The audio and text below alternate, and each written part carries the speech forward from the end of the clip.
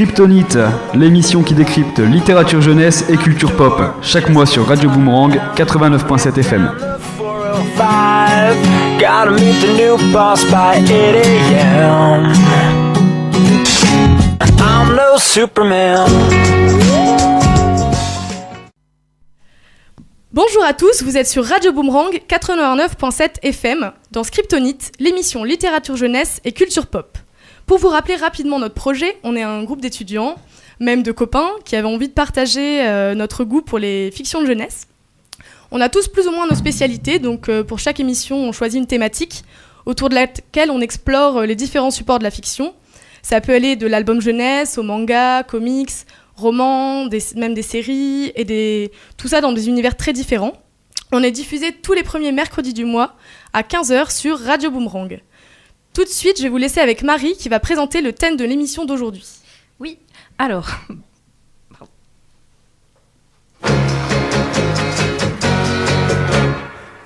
Les copains, je ne vous oublierai jamais. Oui, alors bande de copains, duo inséparable, trio complémentaire, notre thème du jour, nous vous l'avions annoncé sur le Facebook, c'est l'amitié. Alors, c'est un thème qui fleure les bons sentiments et qui vous rappelle, si vous avez notre âge, l'époque langage texto et les « vas-y que j'alterne les minuscules et les majuscules pour dire qu'Aurélie en 5e B, c'est ma besta ». Mais dans un autre registre, ça vous fera peut-être penser à Montaigne et la Boétie, à... Pantagruel et Panurge, aux Trois Mousquetaires ou aux Super Nana aussi, à Ian McKellen et Patrick Stewart. Bref, un vaste sujet que l'amitié, encore une fois, autour duquel on s'est rassemblés aujourd'hui pour vous partager nos coups de cœur et nos réflexions. Donc on a voulu proposer un tour d'horizon des types d'amitié et de ce qu'elles impliquaient dans les fictions. Parce que l'ami, c'est l'auxiliaire qui va nous aider dans notre quête, mais c'est aussi l'autre, proche, ce presque nous-mêmes, qui connaît nos forces et nos faiblesses, jamais très loin de l'ennemi d'ailleurs, et dont la fréquentation va cultiver notre rapport à soi et au monde. Un petit tour de table pour le sommaire de cette émission donc. Alors moi c'est Dani et je vais vous parler d'un dessin animé. Un dessin animé qui est très connu, mais je vais garder la surprise. Ensuite, nouvelle arrivée aujourd'hui, mais qui participe au projet depuis le début, Anaëlle. C'est la plus expérimentée à la radio puisqu'elle participe depuis 4 ans à l'émission du collectif féministe Genre Âge. D'ailleurs, n'hésitez pas à aller les écouter, elles sont super intéressantes. Elles sont diffusées en direct le dimanche après-midi sur RCV 89.7 FM. C'est une autre radio associative de la métropole lilloise. C'est à quelle heure d'ailleurs cette émission ? C'est de 14 à 15 heures. D'accord, super. Dans Scriptonite, Anaëlle, c'est une grande lectrice de romans. Et amatrice de films et de films d'animation, surtout particulièrement des drames. Féministe assez chatouilleuse sur les questions de genre, elle a souvent des angles d'attaque sociologiques. En tout cas, je vous aurais prévenu, si vous commencez un débat avec Anaëlle, vous pouvez facilement, sans vous en rendre compte, vous retrouver à finir à 5h du matin.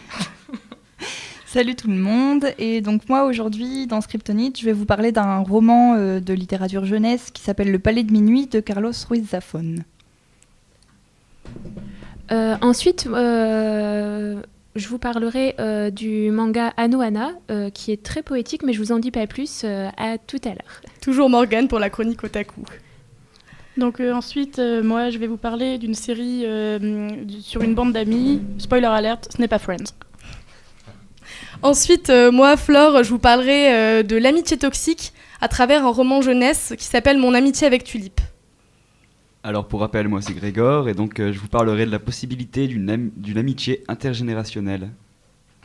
Et toujours dans les amitiés justement avec un autre que soi, donc là en l'occurrence plus vieux ou plus jeune, moi je parlerai des amitiés interespèces en fait, donc avec les animaux, avec les aliens, avec... Le sujet c'est toujours la littérature de jeunesse, on est d'accord. Cette fin d'émission est celle qui nous envoie en prison, je pense. Juste avant de commencer, avec Dani, je vais vous présenter nos invités d'aujourd'hui, que j'ai oublié de présenter juste avant. Donc on a Louis.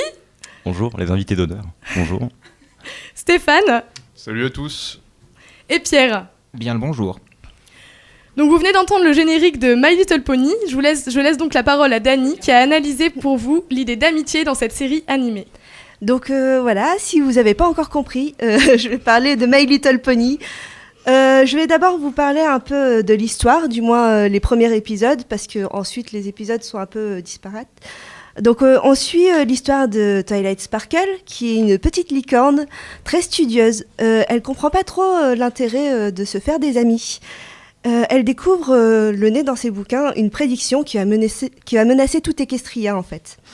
La princesse Celestia va lui dire que ce n'est qu'une légende et elle va l'envoyer à Ponyville pour se faire des amis et pour qu'elle puisse organiser la fête du soleil d'été. C'est là qu'elle va rencontrer ses meilleurs amis. Les rencontres sont d'abord un peu gênantes, voire bizarres. Elle n'apprécie pas trop ces nouvelles rencontres en fait. Cependant, il se trouve que ses prédictions sont vraies et c'est là qu'elle va découvrir les qualités de ses amis. Et grâce à ces qualités, elles vont découvrir la magie de l'amitié grâce aux éléments de l'harmonie. Donc ces petites ponettes, donc on a Twilight Sparkle qui va représenter la magie. C'est donc une licorne très studieuse, très organisée. On a une autre licorne qui s'appelle Rarity. Elle va représenter l'élément de la générosité. Et c'est très étonnant parce que c'est une petite licorne qui adore la mode et qui peut paraître un peu superficielle. Mais sa qualité, c'est la générosité. Ensuite, on a la Pégase Fluttershy, qui est très timide, qui adore les animaux, et elle va représenter l'élément de la bonté. Une autre Pégase, on retrouve Rainbow Dash, qui va représenter la loyauté.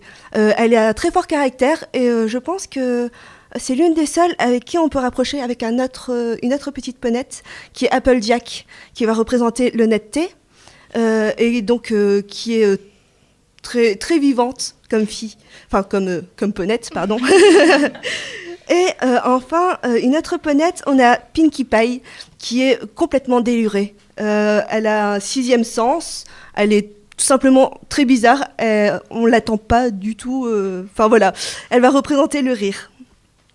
Et en fait, on a des représentations qui sont très qui sont des archétypes en fait. Finalement, ça peut paraître puéril, mais le sujet est très sérieux parce que malgré ces différences, elles vont représenter l'harmonie. Et donc, est-ce qu'il existe vraiment une différence, une opposition entre elles ? Pas vraiment. C'est en fait une histoire de complémentarité. La seule véritable opposition qu'il existe dans My Little Pony, c'est l'opposition entre le bien et le mal.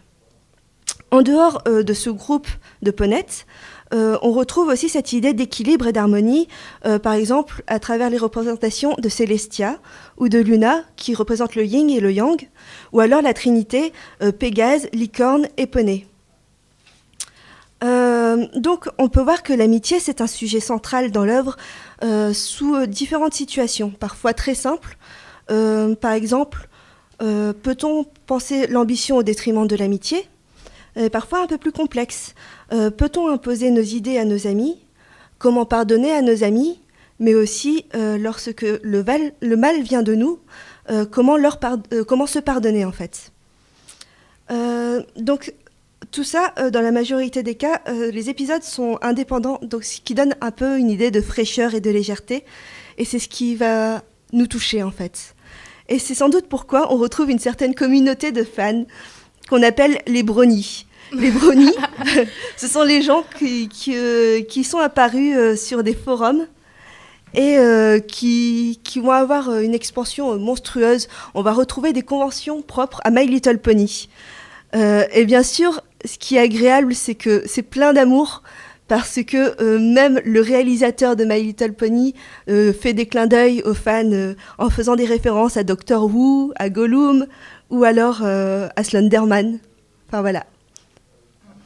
Ok, mais j'imagine que le fait qu'il y ait comme ça des stéréotypes et des pouvoirs spéciaux pour chaque poney, ça facilite aussi l'identification. Du coup, j'imagine qu'il y a des enfants qui...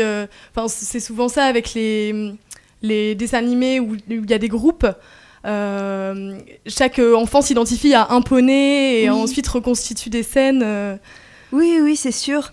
Et comment dire ça ? J'imagine que ça se retrouve aussi dans la communauté, du coup, ou peut-être des fans peuvent je pense que s'identifier.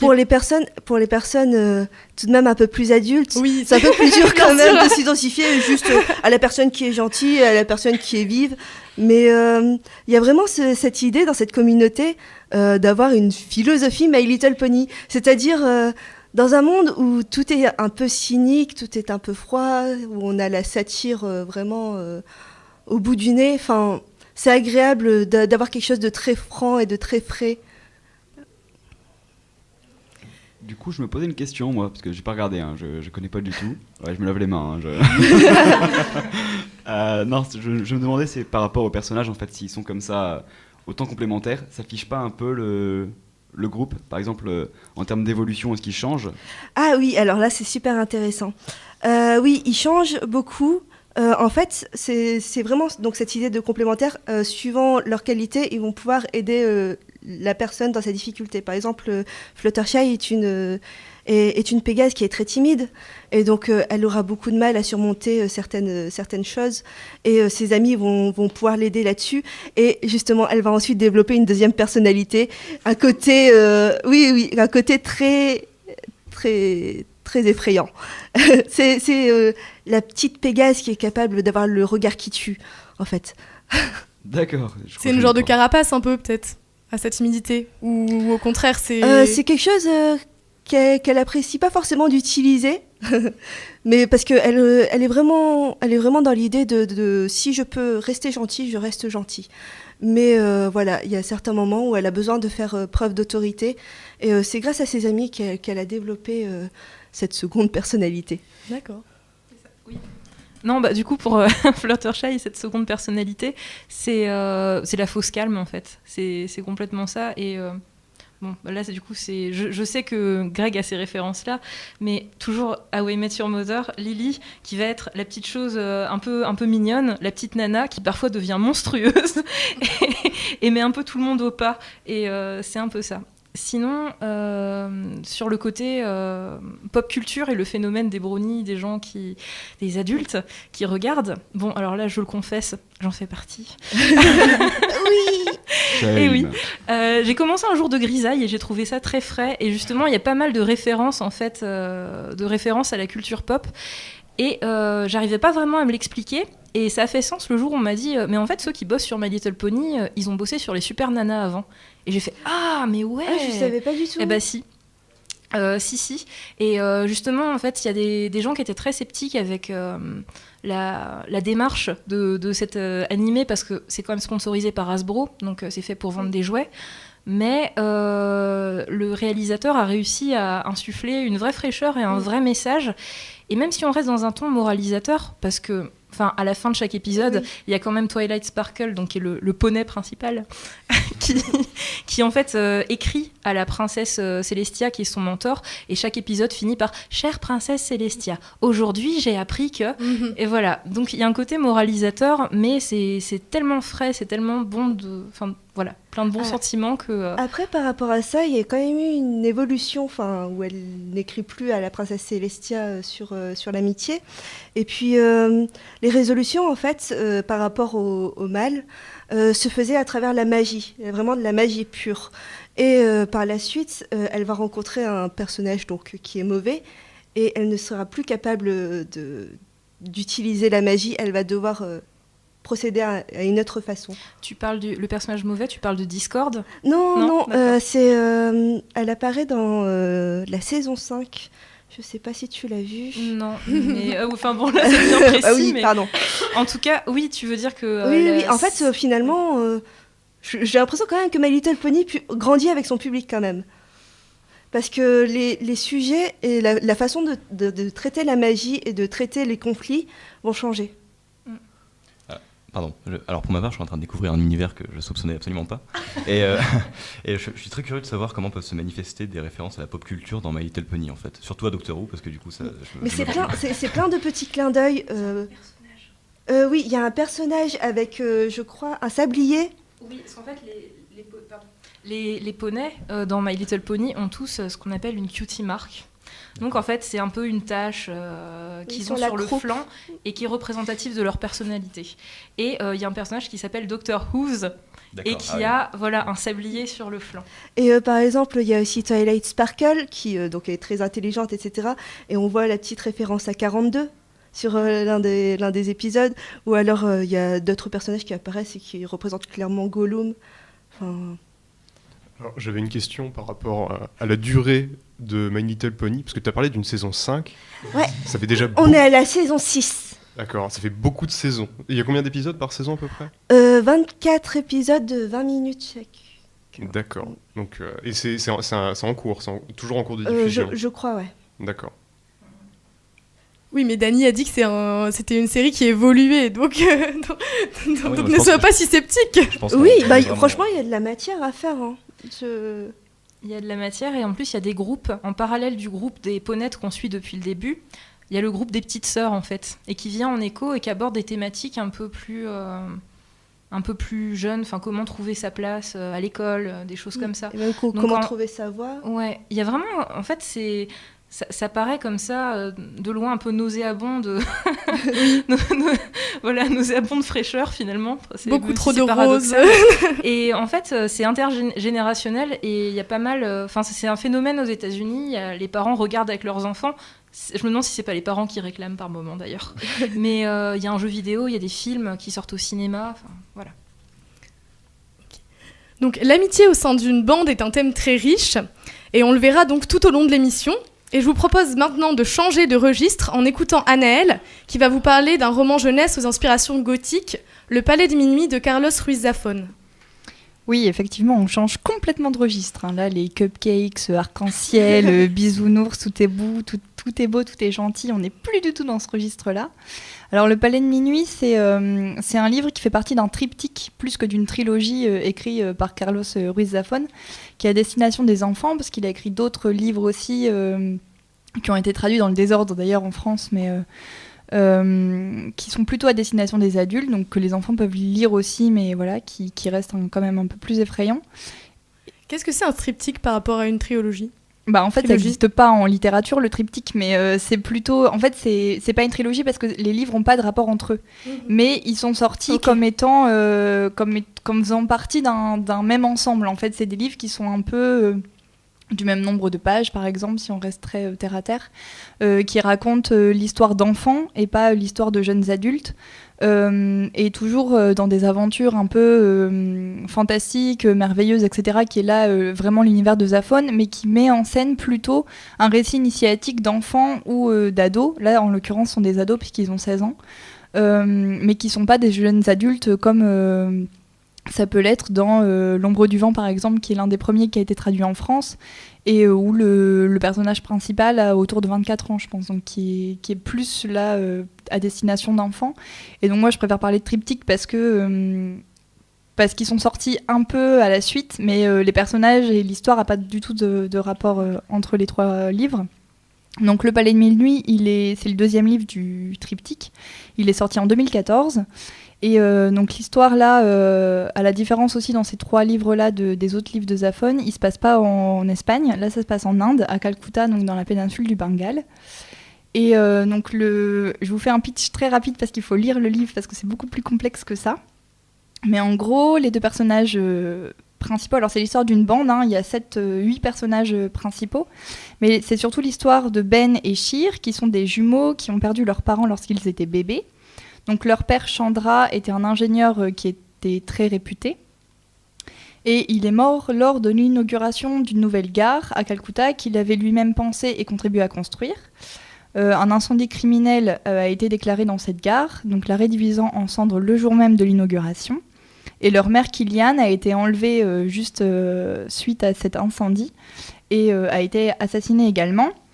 Les enfants, donc les jumeaux, nés 2 jours avant le meurtre de leur mère, sont poursuivis également par ce vent de meurtre et de vengeance, parce que c'est principalement une histoire de vengeance, mais ont été sauvés par le lieutenant Pic. Donc là, je spoil pas parce que c'est dans les premières pages du livre, qui meurt aussi au début du bouquin, mais qui a réussi sa mission, qui est de sauver les enfants. Donc en fait, Ben est confié à l'orphelinat Saint-Patrick, qui est très très important dans l'histoire. Et Sheer a été élevé par leur grand-mère, Aryami Bose. Donc voilà, donc ça c'est le pitch principal. Ce qui m'intéresse dans le livre, c'est justement l'histoire de la bande de copains, parce qu'en fait au départ, la bande de copains, c'est la bande de copains de Ben, qui a été créée, donc qui s'est formée à Sainte-Patrick, parce que ce sont que des orphelins. Du coup, ils n'ont pas de famille, donc en fait la bande d'amis qui se forment, c'est aussi une bande un peu fraternelle, enfin vraiment ils sont très proches, etc. Et en fait ils forment ce qu'ils appellent eux une société secrète qui s'appelle la Shaobar Society, et dont les 2 règles principales sont de garantir à chacun de ses membres l'aide, la protection et le soutien inconditionnel des autres, quelles que soient les circonstances. C'est très important dans le livre, surtout pour la fin, au fur et à mesure des aventures, ils sont vraiment tous complémentaires en fait. Et partager les connaissances acquises par chacun et les mettre à la disposition de tous afin d'être armés pour le jour où ils devront affronter le monde en solitaire. C'est Wikipédia avant l'heure. Et en humain en plus.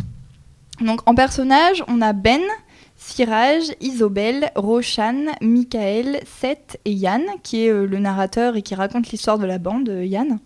Et ensuite, on a Sheer qui se greffe à ce groupe-là, parce qu'elle arrive elle arrive au milieu du livre à peu près. Ben et Sheer ne savent pas qui sont frères et sœurs quand ils se rencontrent. Ils l'apprennent assez rapidement, et ils se rencontrent quand ils ont 16 ans. Tout le livre se passe l'année de leurs 16 ans, parce que c'est l'année où les orphelins quittent Sainte-Patrick et où ils vivent leur vie d'adulte.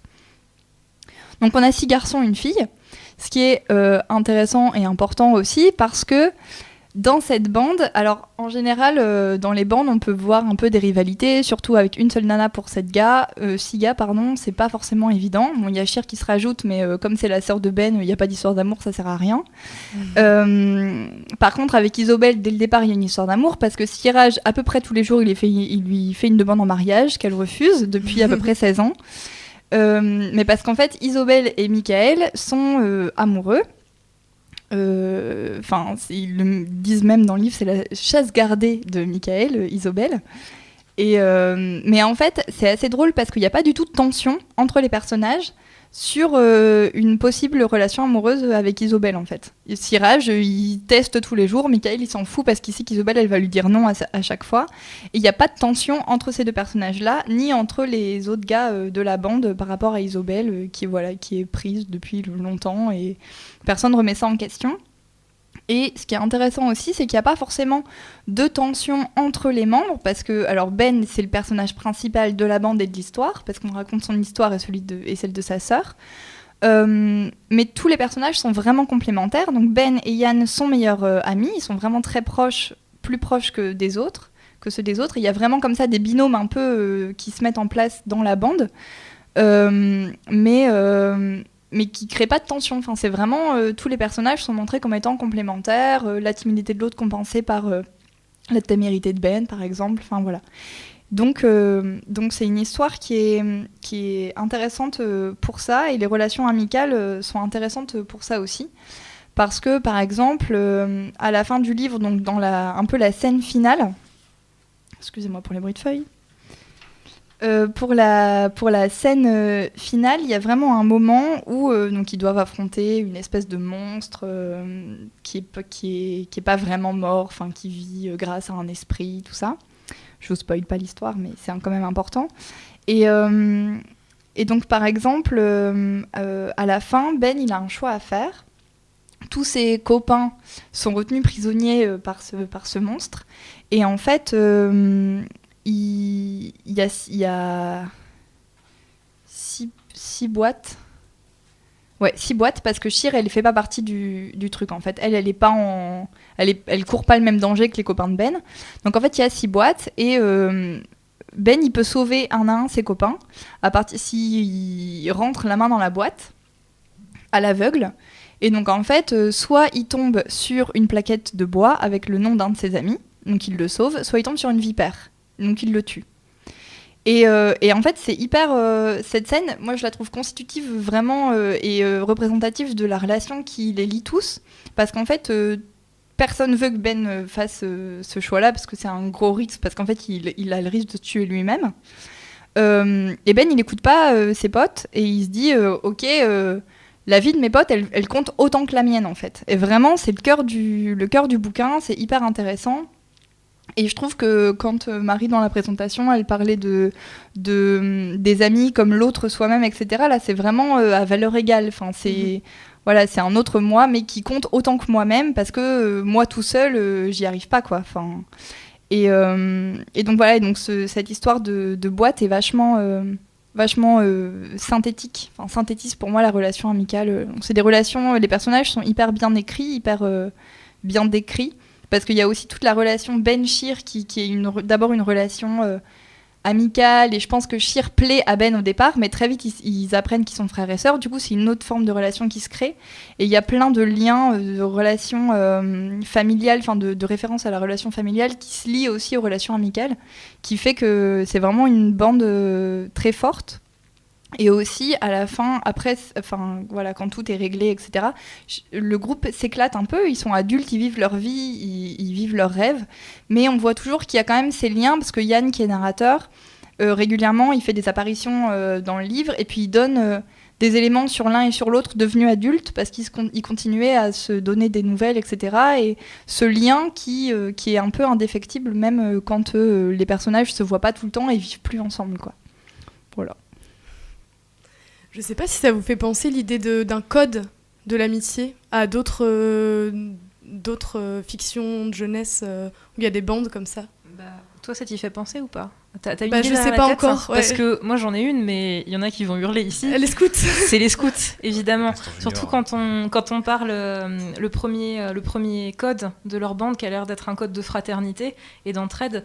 Bah, on est en plein dans le roman scout en fait. Sinon j'ai une question parce que souvent tu abordais les relations entre les personnages et tu disais mais il n'y a pas vraiment de tension. Mais après, ça a l'air d'être un roman qui t'a beaucoup plu, d'être un roman qui fonctionne. Et du coup, je me dis que oui, c'est des tensions. Enfin, quand tu parles de tension, tu parles en fait de dissension. Mais je veux dire, est-ce que les personnages sont assez forts pour faire fonctionner le groupe sans que Ben soit vraiment trop dominant ? Oui, parce qu'en fait, il est le personnage principal de l'histoire parce que c'est son histoire qu'on raconte, son histoire familiale. Mais il fonctionne pas tout seul. Ben, tout seul, il peut pas vaincre le monstre, en gros, que toute la bande s'engage à vaincre. Il est vraiment accompagné par ses amis sur le terrain et il affronte ce monstre-là. Vraiment, enfin, tout seul, il y arriverait pas, quoi. Bon, bah, on n'avait pas encore fait de référence à Harry Potter. Mais là, pour le coup, ça marche bien. Ouais. Ça fait complètement... de toute façon, c'est pas du tout l'apanage d'Harry Potter, mais après, dans un monde qui est un monde de magie, y a un peu de magie aussi dans Louise Safon. C'est un peu du réalisme magique, non ? Ou merveilleux Ouais, c'est plus fantastique, merveilleux, parce qu'il y a tout un rapport aux esprits, tout ça... Mais en tout cas, ouais, dans Harry Potter, c'est l'amitié qui supplée à la magie, en fait. Harry Potter vint pas tout seul, Voldemort, et vint surtout pas parce qu'au début, dans l'école des sorciers, on fait croire qu'Harry, il a quand même un petit côté surdoué, un petit côté... c'est son héritage aussi, parce que maman et papa étaient très forts. Mais... finalement, c'est pas du tout ça qui va l'aider dans son combat contre le mal, c'est ses potes, quoi. Ouais. J'avais une question un peu technique, mais tu disais qu'il y avait 8 personnages principaux, ce qui est pas rien. Et pour un roman qui a l'air assez court, finalement, il fait 300 pages, j'ai l'impression. Est-ce que finalement, toutes les personnalités, toutes les individualités sont bien développées, et est-ce que toutes les relations qui peuvent exister, du coup, entre chaque personnage sont bien traitées, ou alors est-ce que ça du coup... ça pâtit de ça, et du coup dans ce roman choral finalement chaque voix ne peut pas s'exprimer, ou alors est-ce qu'ils ont chacun leur part qui leur est propre ? Je vais faire court, mais oui, si, moi je trouve que l'écriture met vraiment tout le monde à la même échelle. Enfin, vraiment, les personnages ont des personnalités qui se retrouvent bien et qui sont mis en scène correctement dans le roman, dans leur manière d'intervenir, etc., quand il y a besoin d'intervenir. Et en plus, ils ont aussi des personnalités. Il y en a qui sont plus timides, plus réservés, etc. Donc en fait, par exemple, Michael, on l'entend pas forcément beaucoup, mais on sait pourquoi on l'entend pas beaucoup. Parce qu'il parle pas beaucoup et qu'il parle seulement quand il a un truc très précis à dire et qui fait mouche tout de suite, quoi. Alors, comme nous l'a montré Anaëlle, une vraie dynamique peut se créer au sein d'un groupe d'amis. Mais on n'a pas encore parlé de ce qui se passe lorsque les individus grandissent et évoluent dans des directions différentes. Est-ce que l'amitié peut survivre au temps qui passe et potentiellement sépare ? C'est la question que nous pose Morgane à travers le manga Anohana. Je vous laisse écouter Morgane pour la chronique Otaku. Merci Flore, bonjour à tous pour cette chronique sur le thème de l'amitié. J'ai sélectionné pour vous le manga Anohana de Mitsu Izumi et Mari Okada, publié aux éditions Panini Manga. Très poétique, ce seinen aborde de manière particulièrement délicate un thème assez dur, donc l'amitié comme moteur pour continuer à avancer malgré les drames de la vie. Donc en l'occurrence ici, c'est la mort d'un ami très proche. Cette série de 3 volumes seulement est inspirée du roman de Sho Ewa Busters. Et oui, comme dans Ghostbusters, il y a également ici une histoire de fantôme. Donc le manga a gardé une petite touche littéraire en conservant l'idée d'un prologue que je vais vous lire tout de suite. Donc, introduction. Alors qu'ils sont à l'école primaire, 6 amis fondent le groupe des super combattants de la paix et passent ainsi toutes leurs vacances à s'amuser ensemble. Cependant, la bande se dissout vite suite à la disparition de Memna qui trouve la mort lors d'un accident. Les amis suivent ainsi des chemins différents et finissent par se perdre de vue. L'ancien chef du groupe, Jinta Yadomi, surnommé Jintan, est à présent lycéen. Il vit isolé car il n'a jamais vraiment réussi à se remettre de la mort de son ami. Il passe ses journées enfermé chez lui à jouer aux jeux vidéo jusqu'à ce jour d'été où Memna apparaît devant lui. Donc je dirais qu'au niveau du style même, ce petit côté littéraire fait toute la force de ce manga. La traduction donc garde vraiment une force poétique au niveau du style même. Ce style se marie particulièrement bien avec la finesse du dessin, son détail poussé et sa richesse. Les émotions des personnages passent ainsi visuellement par des nuances vraiment infimes et les décors par une multitude de détails graphiques offrant beaucoup de réalisme à l'œuvre. Scénaristiquement, l'auteur nous expose les pensées intimes de Jintan, le héros, et la narration est conçue de manière à ce que le lecteur explore la psyché du héros de l'intérieur. Cette approche donne au manga Anohana l'impression au lecteur d'être impliqué dans l'histoire. La proximité avec le héros, les foules de détails, les petits souvenirs vraiment anodins et rieurs, les riches palettes d'émotions qui sont développées dans ce manga en font une œuvre profondément émouvante.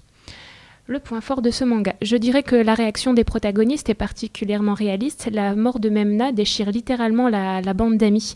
Il est plus facile ainsi de se perdre de vue que de voir le reflet de sa propre douleur chez l'autre. Pourtant, la présence de la joyeuse Memna en tant que fantôme illumine vraiment l'histoire. Ça dédramatise littéralement le sujet. Certaines scènes sont abordées avec humour plutôt que sur le registre pathétique.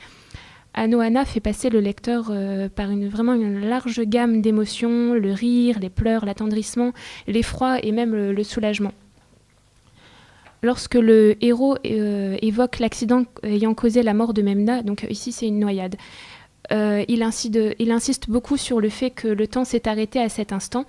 Et c'est pour ça, en fait, vraiment dans l'œuvre, ça devient un hikikomori.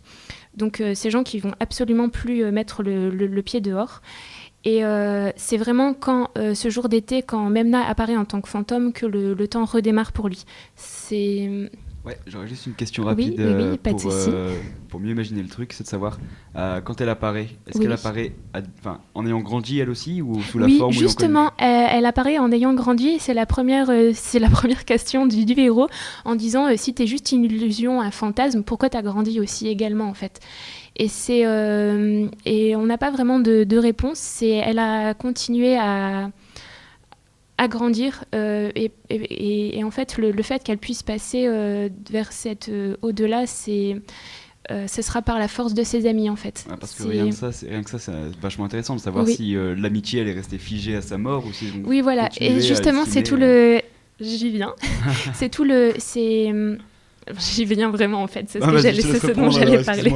Non, c'est justement ce qu'elle tente d'expliquer, c'est que elle a ses souvenirs qui sont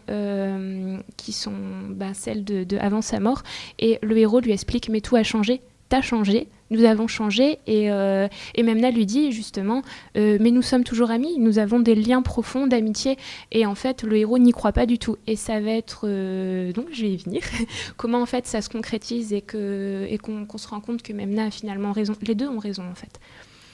Donc Je me suis un peu perturbée. Donc ouais, en fait, Memna va lui demander de réaliser un vœu qu'elle a fait avant de mourir, justement. Et ça va être tout le nœud de l'intrigue. Et elle a malheureusement oublié ce vœu. Et c'est vraiment, du coup, la seule condition pour qu'elle trouve le repos.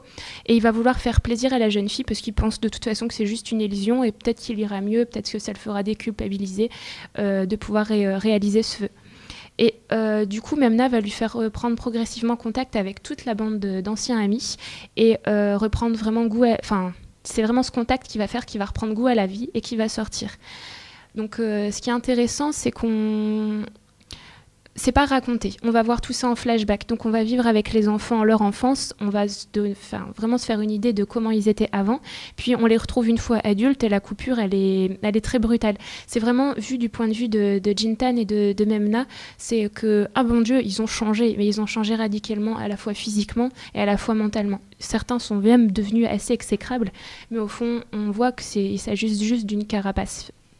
Que les gens ils sont obligés de se créer des carapaces en grandissant parce que la vie elle est parfois dure. Puis donc voilà.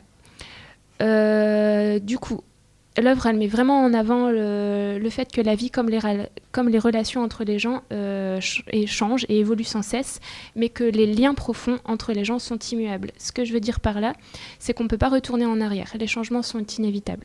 La vie, c'est le mouvement et l'amitié, elle peut pas être comme elle était au premier jour, tout comme l'amour, etc., etc. Mais c'est justement, si c'était figé, ce serait pas, ce serait pas épanouissement. Et c'est justement cette évolution avec les gens qui font qu'il y a du piment dans la vie. Et ce qui lui explique, ce qu'on se rend compte au fur et à mesure, c'est que le temps vraiment passé ensemble, les souvenirs qui se sont faits, ça va être grâce à ça qu'ils vont pouvoir continuer à avancer. C'est pas les changements en fait, c'est pas la mort de toute chose, c'est une sorte de tremplin en fait pour continuer à vivre. Donc il y a vraiment aussi cette idée de bande je cite du coup l'union fait la force, qui fait que c'est dans cette nouvelle réunion dans le groupe, cette fois-ci adultes, qui vont pouvoir puiser la force motrice qui leur permettra de continuer à avancer et de tourner la page. Mais on ne tourne pas la page pour oublier, pour mettre vraiment derrière nous, c'est pas la mort, c'est vraiment tourner la page pour se rappeler des bons moments, pour continuer à vivre.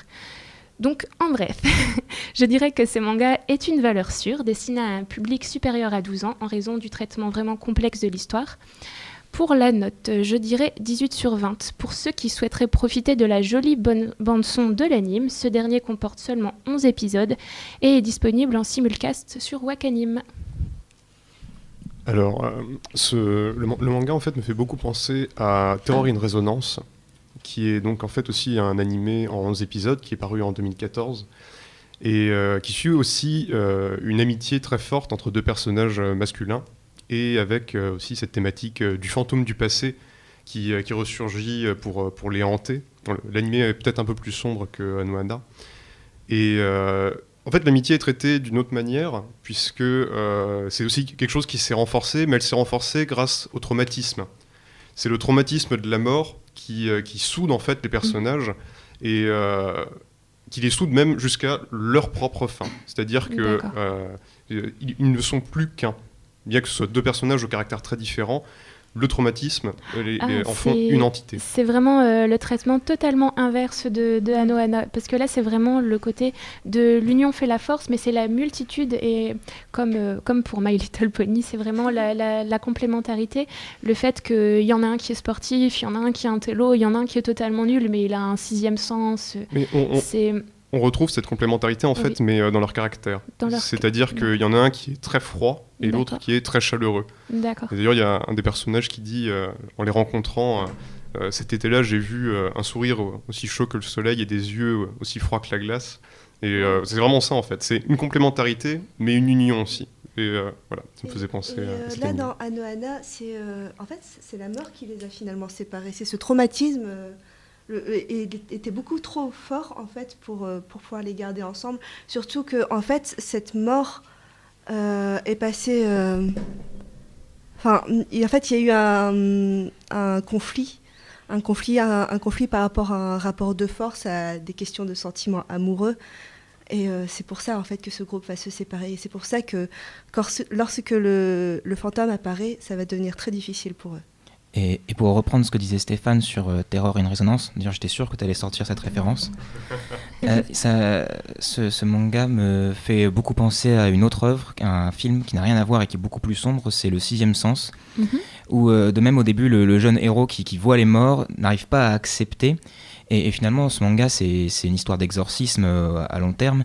Et là, ça me fait vraiment penser au même schéma où il doit d'abord accepter le fait qu'il voit les morts, qui sont bel et bien là, et ensuite accomplir leur dernière volonté sur Terre. Et je trouve qu'il y a vraiment je ne sais pas de quand date ce manga. Il est vraiment tout récent. Enfin, le manga est tout récent puisque le dernier tome vient juste de paraître en septembre, mais l'anime date d'au moins 2012. D'accord, parce que bon, les deux œuvres sont très différentes l'une de l'autre et en plus le Sixième Sens est extrêmement sombre et terrifiant. Mais je trouve ça intéressant du coup qu'on arrive à traiter l'exorcisme et la mort par le biais d'une amitié et qu'on résolve le tout. Je le souligne parce qu'on parle de choses très très sombres, mais la force de Anohana, c'est la légèreté et le côté très humoristique. Et la réalité est très très sombre, mais c'est cette amitié qui donne vraiment un côté lumineux en fait. Et c'est ce qu'on retient vraiment à la toute fin. Eh ben, hop, si je peux juste rajouter, je rajoute juste pour toi justement Flore, que 2 traitements d'un même thème en séparé, ça y est, là on a un diptyque. Oui, bon ça va, hein, merci. Alors pour continuer notre exploration des relations amicales au sein d'une bande d'amis, Juliette s'est repassée pour vous la série Skins. Bonjour, donc Skins, c'est une série britannique qui a été diffusée entre 2007 et 2013. Elle se découpe en 7 saisons. Donc les 6 premières saisons sont divisées en 3 générations, donc 3 générations de personnages quand ils sont adolescents, et la dernière saison reprend certains personnages des premières saisons une fois qu'ils sont dans le monde des jeunes adultes. Donc dans la première génération, qui est à mon sens la mieux, parce que c'est celle-là qui commence toute la série, on découvre la... Pardon. Bah, tout le monde est d'accord pour dire que c'est la mieux, je pense. À chaque fois que j'en parle avec quelqu'un, ils me disent oui, non, mais de toute façon, les autres générations n'existent pas, il y a que la une qui est intéressante. Bah, donc dans la première génération, donc elle est composée d'une bande d'amis, donc de Tony, le leader, de Sid, le sidekick, de Michelle, la petite amie, dont Sid, le meilleur ami de Tony, est amoureux, de Cassie, une jeune fille anorexique complètement paumée dans sa vie, d'Anwar qui essaye de concilier sa religion avec toutes les choses auxquelles son groupe d'amis est confronté, donc comme la drogue, l'alcool, le sexe, de Maxi, donc, qui est le personnage gay de la génération, de Chris qui use et abuse de la drogue, et enfin de Jal, la première de la classe qui, elle, essaye de concilier plus ses études et les fêtes auxquelles vont le groupe. Donc dans les deux premières saisons, on suit ce groupe d'adolescents de Bristol. Et ce qui est intéressant, c'est que les personnages, ils ont été créés pour ressembler à la jeunesse de Bristol. Donc les scénaristes, à l'époque, dépassaient pas les 21 ans. Même si nous, en tant que Français, on se dit que c'est un peu tiré par les cheveux, apparemment, c'est vraiment à ça que ressemble la jeunesse de Bristol. Et donc tous les problèmes familiaux, amoureux, amicaux, ils sont traités, ainsi que les premières confrontations à l'alcool, à la drogue ou au sexe.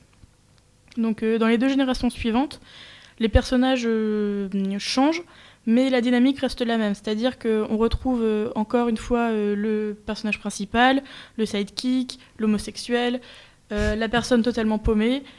Oui, c'est un peu cliché de dire l'homosexuel, mais ils sont vraiment définis comme tels. Et pardon. Oui, donc le fêtard, donc oui, l'homosexuel qui assume ou non son homosexualité, pardon, ou encore le premier de la classe. Et cette ressemblance entre les générations, elle va même jusqu'au traitement des personnages où des événements vont être similaires dans les générations. Donc, sans spoiler, il y a une mort dans chaque génération. Et ça, c'est inévitable. Donc ça aussi, on peut se dire que c'est un peu tiré par les cheveux parce qu'on n'est pas forcément confronté à la mort à cet âge-là. Et donc au fur et à mesure où on regarde les épisodes, on en vient à se demander si cette bande d'amis, ils sont réellement amis ou s'ils sont juste potes par nécessité, juste parce qu'ils font la fête ensemble et que du coup, ils se disent tiens, on va rester ensemble. Parce que si on regarde bien, on se dit qu'ils n'ont rien en commun. Donc, par exemple, entre Tony et Cassie, il n'y a rien qui les unit à part le fait qu'ils ont des amis en commun, justement. Et donc on peut se demander si c'est pas une dépendance aux autres au même titre que c'est une dépendance à l'alcool ou à la drogue. La façon dont tu viens d'en parler, oui, le fait de rien partager, vraiment de pas avoir de points communs avec les amis et d'être juste des potes de soirée, où en fait ce qui est mis en scène, c'est le fait de passer du temps ensemble. Et j'ai l'impression que c'est souvent, je pense à d'autres séries sur le thème de l'amitié, comme par exemple Friends, où les gens passent du temps ensemble et ils se voient parce que c'est nécessaire de se voir, soit parce qu'ils sont en cours ensemble, soit parce qu'ils sont colocataires. Et en fait, ils brassent un peu du vent, quoi. Ils passent du temps ensemble, ils délirent, etc. Mais on les voit jamais avoir une conversation. C'est assez rare qu'ils aient une conversation super profonde, surtout dans Skins, quoi. C'est plus partager des moments de soirée. Bon, après, il y a certaines ambiguïtés aussi entre les personnages, ça, t'en as parlé aussi un peu. Après, même si ils ne partagent pas des conversations très profondes, on voit quand même que c'est pas juste des potes de soirée, parce que quand il leur arrive une tuile ou quoi, ils vont quand même être là les uns pour les autres. Donc c'est quand même plus que des simples potes de beuverie. Mais ça dépend lesquels, je crois. Hein. Parce que justement, par exemple, Sid, quand il a dans le tout début de la saison 1, quand il a son problème parce qu'il a acheté de la bœuf et il a crédit. Et du coup, il doit rembourser son dealer. Et en fait, il n'y a personne qui est là pour l'aider. Il est vraiment dans la merde. Et tout le monde fuit et fuit le problème. Du coup, par exemple, là, lui, il a personne parce que c'est un peu le loser de la bande et du coup, tout le monde le laisse de côté. Par contre, Chris, il y a Jal qui est là pour lui. Enfin, ça dépend des situations, mais il y a quand même certains types d'amitié qui est un peu superficiel. Oui, mais je trouve que au niveau quand c'est des graves problèmes, c'est ça le problème, oui. C'est que un problème comme de la drogue où il n'arrive pas à rembourser. Oui, c'est traité avec dérision. C'est traité avec dérision, mais les problèmes qu'on peut appeler graves, comme la mort d'un proche ou le fait d'être enceinte adolescente ou quoi, ça va être traité de façon plus. Oui, ils vont forcément avoir au moins une personne sur qui se reposer. Ce qui me déprime un petit peu dans le parallèle entre Friends justement et Skins, ce qui était aussi vrai pour plein d'autres séries comme je pensais à How I Met et tout, c'est que les fins de séries, ou en l'occurrence pour Skins de Génération, c'est les mêmes en fait. C'est que les personnages, ils apprennent en fait à dépasser leur groupe d'amis. Et ils finissent par... la fin de série, c'est toujours ça, c'est le groupe d'amis qui a été là sur toute la série, finit par grandir et apprendre à dépasser ça, et ils partent tous dans leur coin, faire leur petite vie séparément. C'est juste pour rebondir sur ce que dit Grégoire. Moi, je suis pas très série, donc j'en connais pas énormément, mais en même temps, avec ce que disait Juliette sur les liens entre les personnages, c'est peut-être aussi qu'à un moment, tu grandis, donc t'apprends à vivre pour toi et à vivre seul, et donc tu dépasses pas forcément l'amitié ou le groupe d'amis, mais cette peur de la solitude, et donc ce besoin, ce rapport amical de dépendance en fait les uns entre les autres, et du coup pas vraiment d'amitié profonde où t'as besoin de te voir tous les jours pour éviter d'être tout seul avec toi-même, quoi. C'est peut-être pour ça que je trouvais ça déprimant. Concernant Friends, ils étaient quand même, je pense, aussi les premiers à conclure une série aussi longue sur une série d'amitié en plus, donc je pense que c'était la fin logique, et que finalement, malgré tout, on voit dans le dénouement qu'ils vont rester amis par-delà la distance finalement, parce que c'est la vraie distance qui les sépare. C'est juste une distance matérielle, de logement finalement. Ouais, mais la différence entre Skins et Friends, c'est que dans Friends, à la fin, ils sont quand même trentenaires. Dans Skins, à la fin de chaque génération, ils vont juste à la fac. Donc c'est quand même. Okay. Donc c'est quand même, il y a quand même une différence, parce que est-ce que toi, quand t'avais 18 ans, tu t'es dit tiens, je me casse, j'ai plus aucun pote. Non, bien sûr, c'était juste pour montrer que finalement la fin de Friends n'était pas si. Pour l'époque, je pense que c'était pas si déjà vu en fait. Donc voilà. Par contre, je tiens à tirer mon chapeau à l'émission qui a réussi à parler dans la même demi-heure de My Little Pony et de Skins. Oui, et puis on a quand même réussi à finir par parler de Friends. C'était Alors un peu on avait bien évident. annoncé Juliette a bien annoncé qu'elle n'en parlerait pas. C'était pas le centre de son propos. Voilà. Bon, alors c'est l'heure de la pause musicale. On a choisi Je suis ton meilleur ami, la chanson du génie d'Aladin. Elle a été proposée sur Facebook, sur la page Facebook de Scriptonite par Louise. Restez avec nous, on se retrouve juste après. Vous êtes toujours sur Radio Boomerang 89.7 FM. C'est Flore dans l'émission Scriptonite. Aujourd'hui, on vous parle de l'amitié. Et non, l'amitié n'est pas toujours une relation égalitaire. Dans la chanson qu'on vient d'entendre, le génie est complètement dévoué à Aladin. C'est ce type de relation déséquilibrée dont j'ai eu envie de parler avec le roman Mon amitié avec Tulip de Anne Fine. Alors, donc, dans ce roman, on suit l'histoire de Nathalie, qui est une fille d'environ 10 ans. Elle emménage avec ses parents dans un hôtel dont ils sont les gérants. Et ses parents sont très occupés par l'entretien de cet hôtel qui est en train d'être rénové et par leur petit frère Julius qui leur demande beaucoup d'attention. Enfin, par son petit frère Julius. Elle traîne un peu dans le bâtiment qui est plutôt vide. Et à l'école, elle est nouvelle, donc elle n'a pas vraiment d'amis. C'est un peu le même problème que Coraline, en fait. Elle s'ennuie. Jusqu'au jour où elle rencontre Tulip, une fille qu'elle trouve plantée au milieu d'un champ avec un chaton dans les bras. Et lorsqu'elle la recroise à l'école, elles deviennent amies.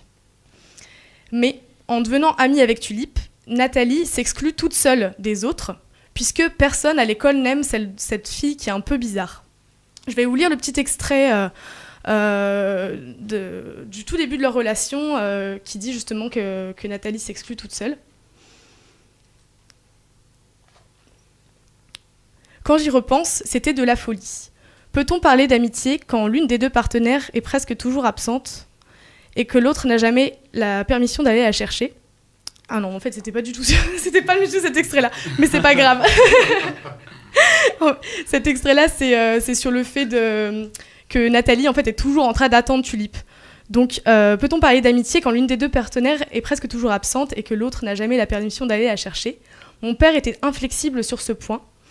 Je ne veux même pas en entendre parler, Nathalie. Tu ne vas pas chez Tulip. Elle peut venir aussi autant qu'elle veut, mais tu n'iras pas là-bas. Point final. Et donc, comme justement Nathalie n'a pas le droit d'aller chercher Tulip, elle se retrouve tout le temps à errer dans l'hôtel et à l'attendre. Et en fait, c'est comme si sans Tulip, elle ne vit pas. À l'école, elle s'est exclue de tous les autres parce que personne n'aime cette fille qui est toujours absente, qui est un peu insolente. Et donc, elle attend quand Tulip n'est pas là que quelqu'un vienne vers elle. Et en fait, ça se passe jamais. Donc elle s'enferme en fait dans cette amitié-là. Ok, je continue. Donc, dès le départ, on comprend que cette relation est déséquilibrée. À partir de sa rencontre, Nathalie, elle fait que d'attendre tout le temps Tulip. Et en fait, on comprend qu'elle erre tout le temps. On ressent vraiment le vide et la solitude. Et quand Tulip est là, c'est l'aventure, en fait. Tulip, elle invente toujours des jeux incroyables. La vie, elle devient bien plus amusante avec Tulip. Elles explorent l'hôtel dans tous ses recoins. Elles espionnent tout le temps les clients. Elles s'inventent des jeux comme ça. Et le récit alterne donc entre des moments de solitude et des moments d'euphorie. Et très vite, on se rend compte que Tulip est étrange et qu'elle raconte des mensonges complètement absurdes. Elle est turbulente à l'école et c'est tout le contraire de Tulip, qui est l'élève bien élevé, bien sage et que la maîtresse adore, mais qui est du coup très discrète. Donc toujours ce gros déséquilibre entre les deux jeunes filles. Ensuite, les jeux auxquels elle joue sont assez malsains. On a par exemple Poisson pourri. Donc ce jeu consiste en le fait de se balader dans des lieux publics et de faire semblant de sentir une très mauvaise odeur pour mettre les gens mal à l'aise en fait. Donc elle s'amuse à ce genre de choses. Il y a aussi un jeu qu'elle s'appelle Les Petites Visites. Elle sonne chez les gens et elles trouvent un prétexte pour rentrer chez eux en fait. Leur défi c'est de réussir à rentrer chez les gens.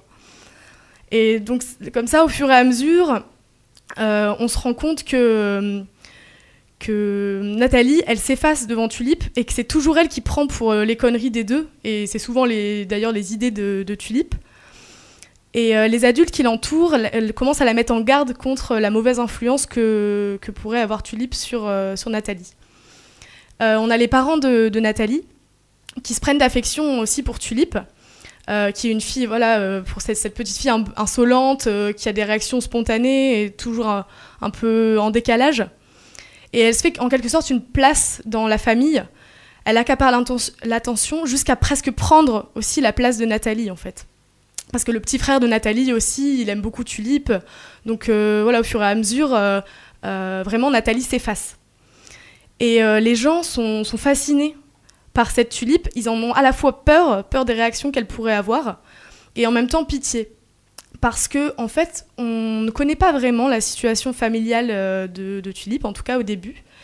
Il y a une fois où Nathalie se rend chez Tulip, malgré l'interdiction de son père dont j'avais parlé dans l'extrait que je vous ai lu. Et en fait, quand elle y va, on ressent le profond malaise qu'il y a là-bas. Donc c'est une ferme un peu crado. Et voilà, c'est un peu décrit comme ça par des indices.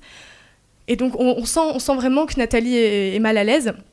Et en fait, quand elle voit le père de Tulip, elle l'aperçoit et en fait, elle se sauve. Et on ne sait pas pourquoi, mais elle se sent profondément mal à l'aise, elle se sauve. Donc ça, c'est un premier indice de la situation familiale de Tulip. Ensuite, au fur et à mesure, il y a des extraits, des moments du récit où on voit, on comprend que son père est assez agressif et qu'il hurle sur Tulip des horreurs, vraiment des genres de menaces de torture. Et on comprend aussi que Tulip, elle fuit clairement sa maison, parce qu'elle est toujours en train de traîner à l'hôtel chez Nathalie, elle traîne tout le temps. Et donc voilà, donc on comprend ça, on comprend qu'elle ne veut pas rester chez elle parce qu'elle ne s'y sent pas bien.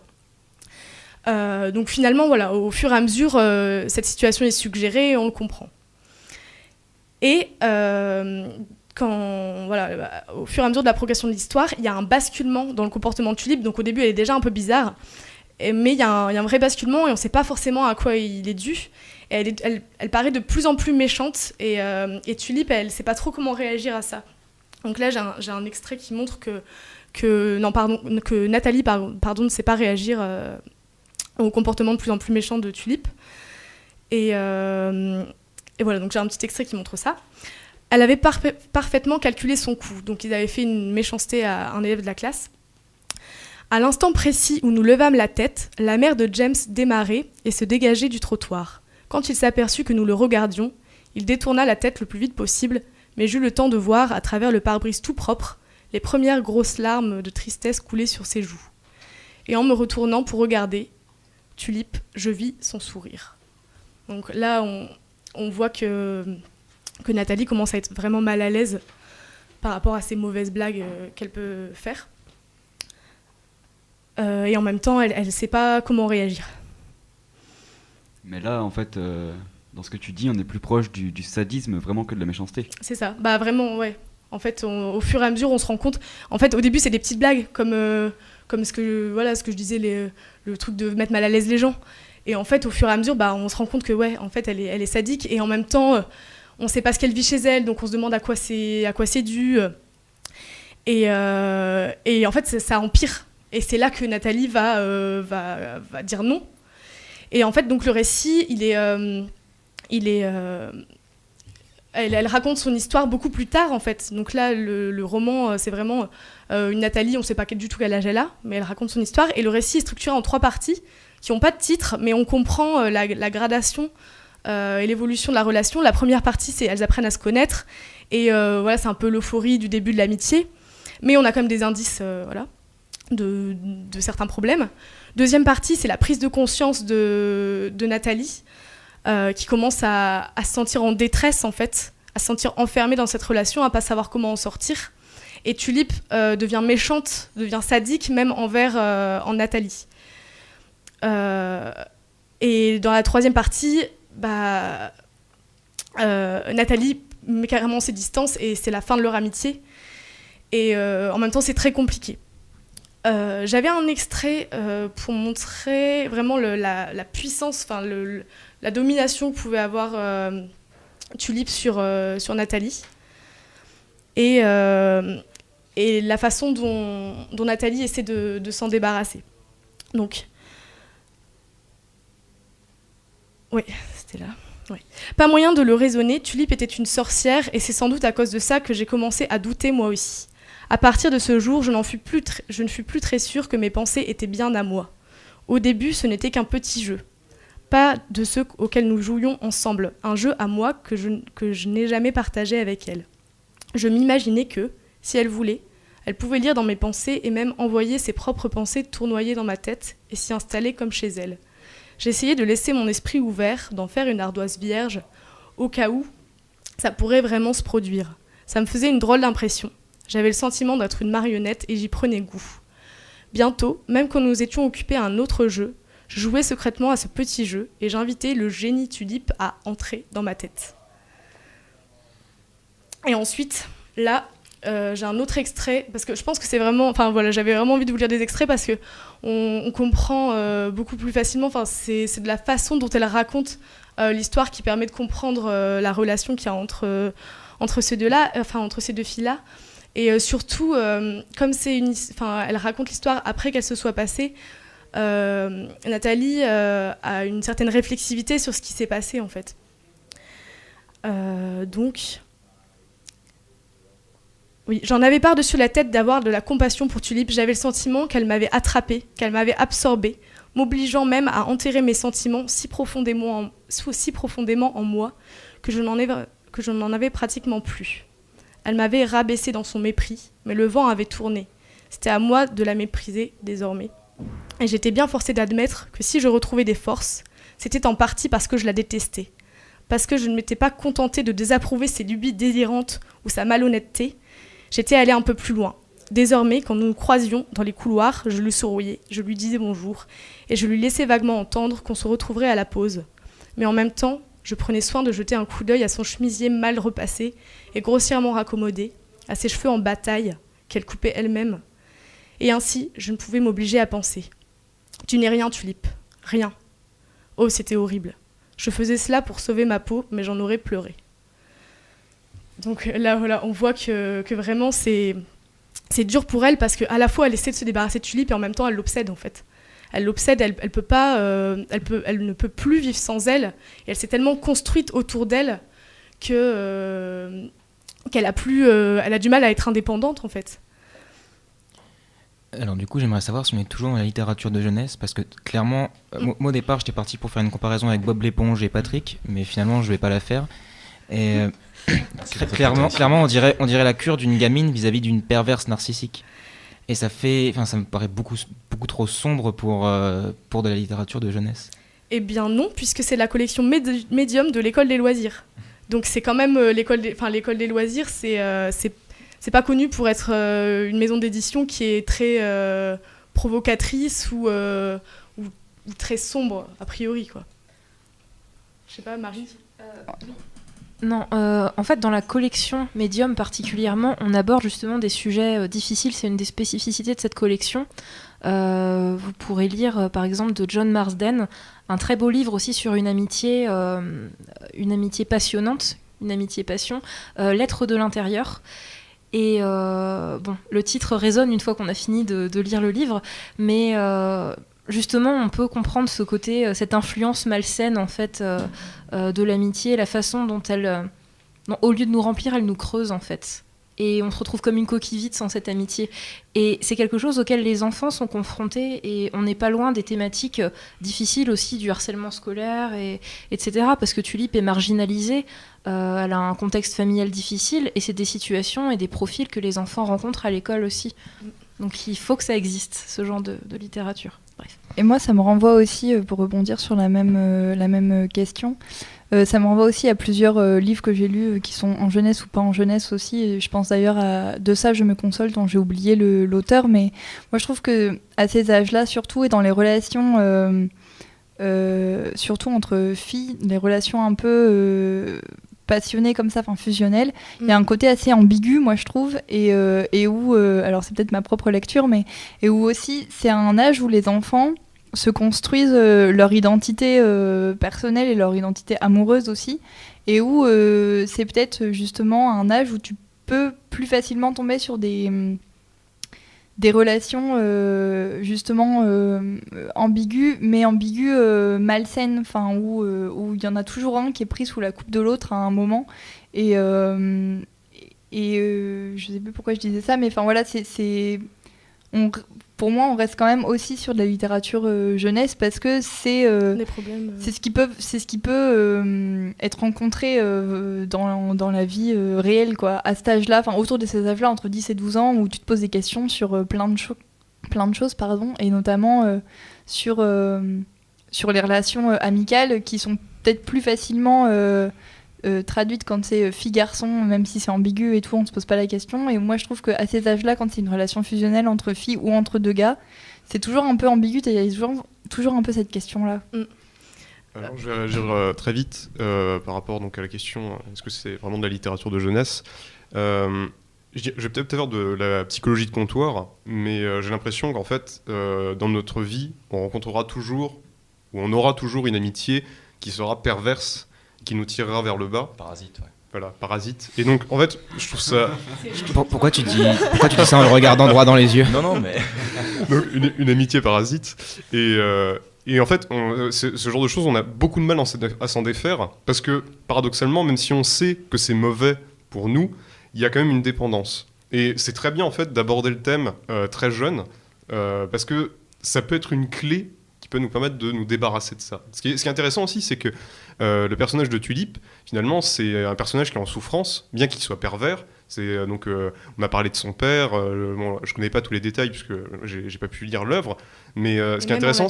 Même en la lisant, tu connais pas tout. D'accord. Donc ce qui est intéressant, c'est que c'est un personnage en souffrance, et il fait partie, elle fait partie plutôt de ce genre de personnages qui ne veulent pas être aidés, ou qu'on ne peut pas aider en fait. Et c'est quelque chose qui existe aussi dans la vraie vie. Alors justement, je pense que ce dont tu parlais, le fait d'être forcément être confronté à une relation comme ça, un peu déséquilibrée, de domination, là Tulip, elle a une excuse.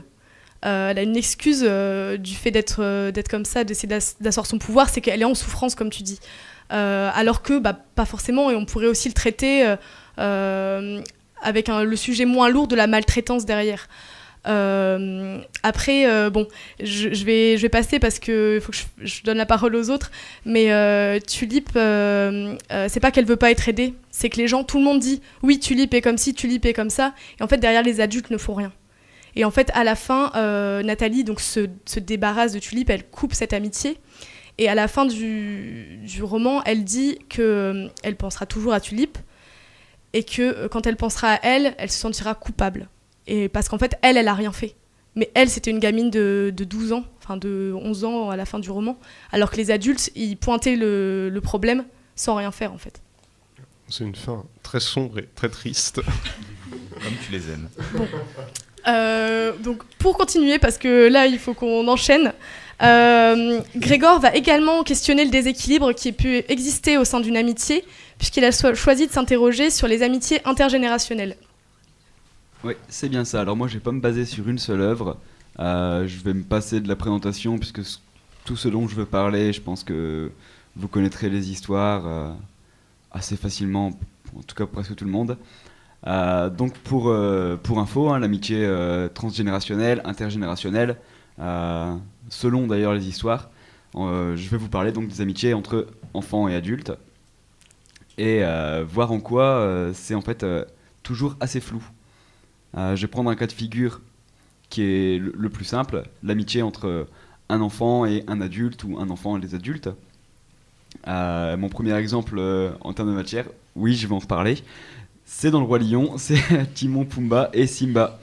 Simba qui est recueilli donc par Timon et Pumba, qui font un petit peu office de parents pour lui à un moment, je pense, quand justement il a perdu les siens, enfin il a été forcé à perdre les siens. Et ce que je trouvais intéressant dans cette évolution, c'est que pendant très longtemps, ils sont dans le déni, et donc même si on a une présentation enfant-adulte, ce qu'on a plutôt comme mode de vie, c'est un mode de vie enfant. Donc Timon et Pumba sont dans cette enfance bloqués. Ça fait le refuge plutôt pratique, assez sympa pour Simba. Et en fait, cette amitié, c'est moins un apprentissage ou en termes de supériorité d'âge ou de classe de Timon et Pumba sur Simba que l'inverse. Même s'ils sont dans leur enfance et que eux lui viennent en aide quand il y en a besoin, au bout d'un moment, c'est le passage à l'âge adulte de Simba qui va permettre à Timon et Pumba de faire leur passage à l'âge adulte aussi et de quitter leur forêt un petit peu paradisiaque pour la terre des lions qui est beaucoup moins sympa, beaucoup moins simple, où ce sera les difficultés de l'âge adulte, je pense, en termes métaphoriques. Et dans la même idée en fait de point de passage, mon second exemple, c'était l'amitié du groupe d'Harry Potter, encore une fois on y revient, avec Hagrid. Et c'est une fois de plus la relation la relation de base est la même. On a enfant en présentation adulte, Hagrid qui est le seul qui connaît le monde de la sorcellerie quand Harry le rencontre, il fait quand même figure adulte. Il est éclairé, il sait des choses, donc la relation a l'air normale. Puis finalement, déjà dans le premier livre, en fait, d'ici la fin du premier tome, cette relation s'inverse très très vite. Les trois amis sont forcés de mûrir assez rapidement et se rendre compte de la place réelle d'Hagrid dans le monde de la magie, qui est une place d'un adulte en fait sous tutelle. Hagrid, il est complètement sous la tutelle de Dumbledore, il est complètement déresponsabilisé, personne ne le traite en tant que tel réellement. On se méfie de lui, on lui donne des responsabilités, mais on fait toujours attention. Et ce que je trouvais vachement intéressant dans cette relation, c'est que là, ça va pas être le passage à l'âge adulte des trois qui vont amener Hagrid à faire de même, mais Hagrid qui a pas pu accomplir en fait lui son passage à l'âge adulte, qui a pas pu quitter cette enfance parce qu'il en a été volé, ça on le sait plus tard avec le mauvais coup de Tom Jedusor. Et lui il va leur servir de passerelle, il va les protéger le temps qu'eux aient le droit en fait d'accéder à cet âge adulte qu'on lui a refusé. Et c'est quelque chose qu'on trouve énormément dans l'amitié inter voire transgénérationnelle, c'est comment cette relation est le vecteur, la dynamique d'un changement, d'un rééquilibre. L'exemple encore parlant, c'est Monsieur Frederickson et Russell dans Là-haut, où là on a une relation qui est encore plus intéressante parce qu'elle est double.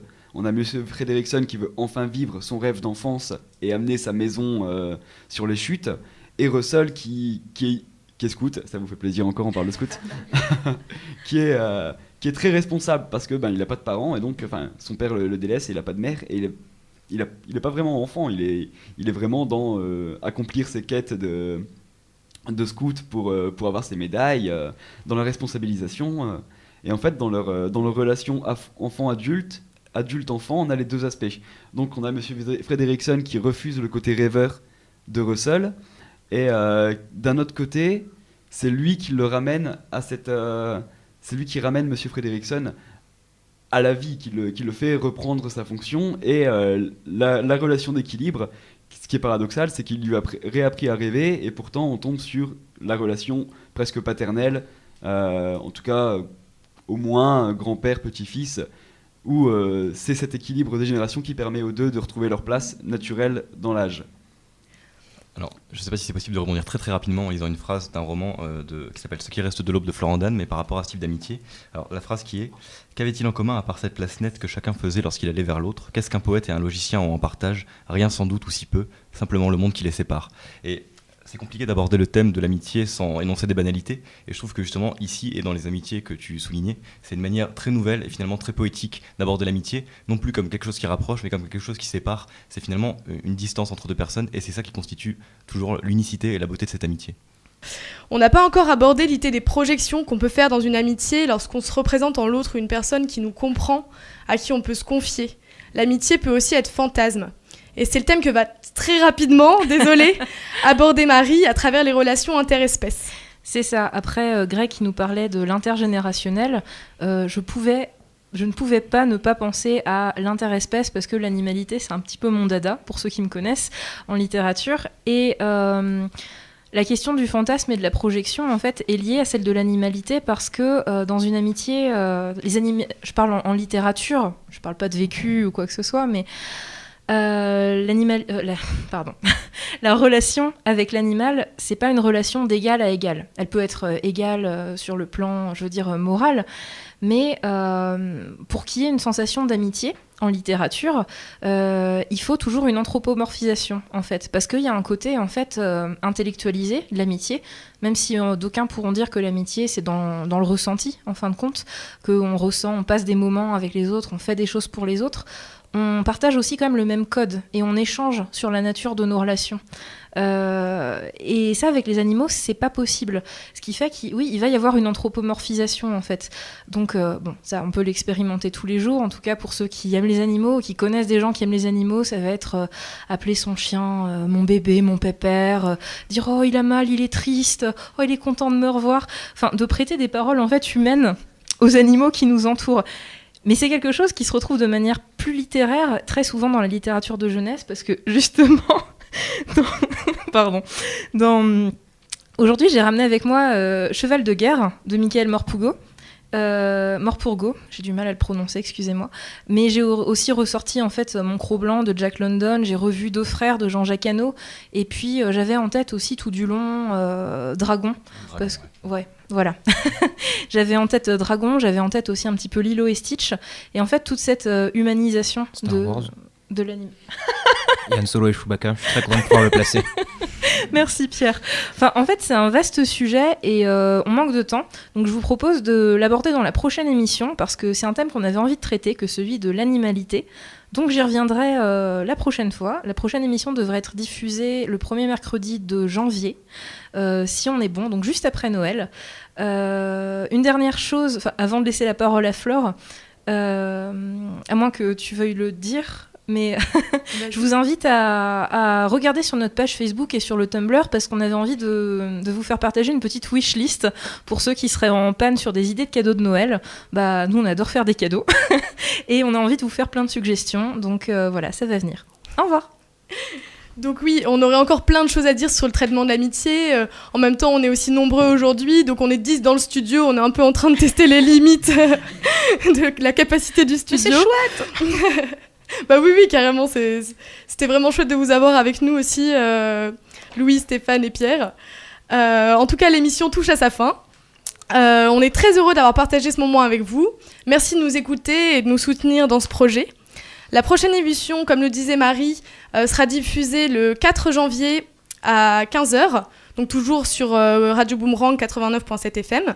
En attendant, n'hésitez pas à nous suivre sur notre page Facebook, Scriptonite-émission littérature de jeunesse et culture pop, ou sur notre Tumblr, scriptonite.tumblr.com.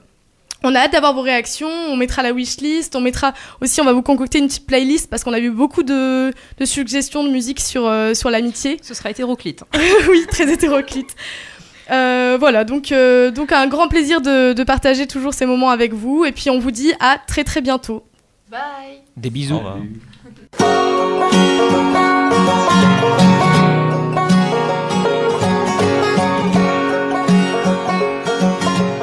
Scriptonite, l'émission qui décrypte littérature jeunesse et culture pop, chaque mois sur Radio Boomerang 89.7 FM. Gotta meet the new boss by 8 a.m. I'm no Superman.